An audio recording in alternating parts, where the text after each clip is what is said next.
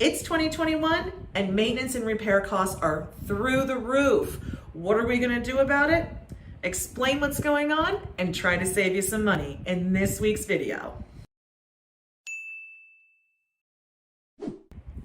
I'm Jennifer Ruelens, landlord, educator, advocate, and broker for One Focus Property Management. In today's video, we're gonna break down what's going on with your maintenance and repair costs and how can I help you save a little bit of money.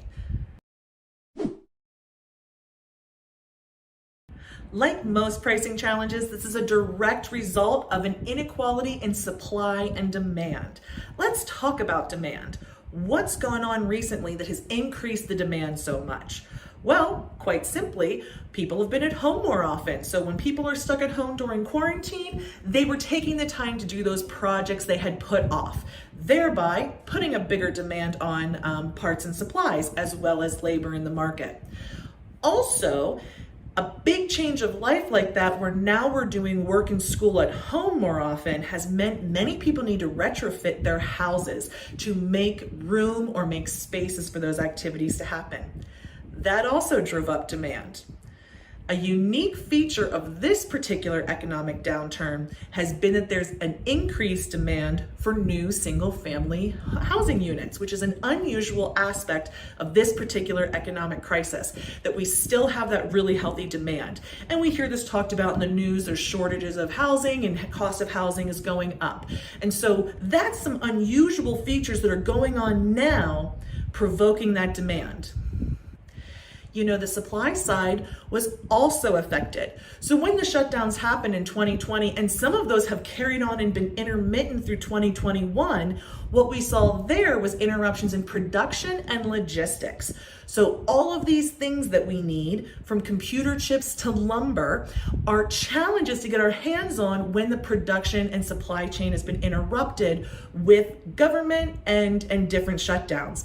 And so what we've seen is interrupted supply and an increased demand for those same materials and supplies, which has led to shortages and an increase in costs. You know, materials is only one half of this equation. Labor, that's the other half. And there's been significant disruptions in the labor market since the beginning of COVID and the shutdowns. We see it everywhere. People are having trouble getting and maintaining the labor they need to run their business. Now, this affects everything. So not only are there less vendors available, but those same vendors that you would usually be used to using can't find enough of employees. So when they're restricted in how much they can sell, and the demand is still there, you'll see prices rise. Okay, Jen, so we know that maintenance and repairs are costing us a fortune right now. So what are we going to do about it? Well, I've got a couple of suggestions. My first suggestion is to invest in preventive maintenance. Okay, well, what does that mean? Well, preventive maintenance is the opposite of reactive maintenance. So preventive maintenance is when you're making repairs or attending to fixtures and systems before they have a malfunction. You're keeping them in good working order and you're doing things before it's an emergency. This saves you money in two ways.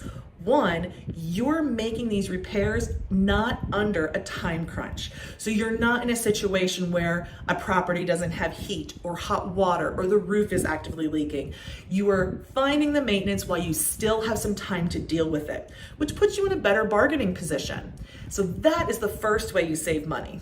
But the second way you save money is just that it's a well-known fact that when you preventatively maintain things, you save money over simply just doing reactive maintenance. Ben Franklin said it best when he said, "An ounce of prevention is worth a pound of cure." The second thing we're gonna do to address this issue is develop relationships with vendors who are right for you. Now, I can't tell you the kind of vendor that's going to be right for you, but there's no other way to do this than through trial and error. You've got to try a lot of vendors. You've got to know what your standards are and decide whether or not those vendors are going to meet your standards. Every single person you work with isn't going to be a vendor that you have to use forever. But sometimes you will meet a vendor who you're going to have a long relationship with. Building a relationship, building a rapport is a great way to make sure that people are available when you need them at a reasonable cost. I call this becoming their favorite client. We're going to become their favorite client in 3 ways. The first is always value a vendor's time and experience and expertise. It's so important that they're valued. So don't ask for emergency service when you don't need it. Don't ask for estimates and quotes when you have no intention of getting the work done. And don't be disagreeable. Be reasonable with them. They're going to want to work with you if you're a pleasure to do business with. The second way we're going to become their favorite client is to be easy to work with. Now, that doesn't mean that the vendor gets to do anything they want and you just have to comply. But what it does mean is that you should be easy to work with. You should be easy to reach, to get a hold of. You should make good decisions promptly. Also, be very clear in your communication. I often find if you're not getting what you want from a vendor, a lot of times the issue is you and how you're giving instruction. The third way we become a vendor's favorite client is to pay the bill cheerfully, quickly, and without issue by their preferred method. I wish I could do a correlation study. I simply don't have the time on small vendors and their responsiveness and communication versus how quickly they get paid. My anecdotal lived experience tells me that when you take care of a vendor's invoices responsibly, on time, and by their preferred method of payment, they are much more likely to pick up that phone the next time you call and need service. This sounds like convenient and common sense advice. And it is, granted, but it's not something that people follow uniformly.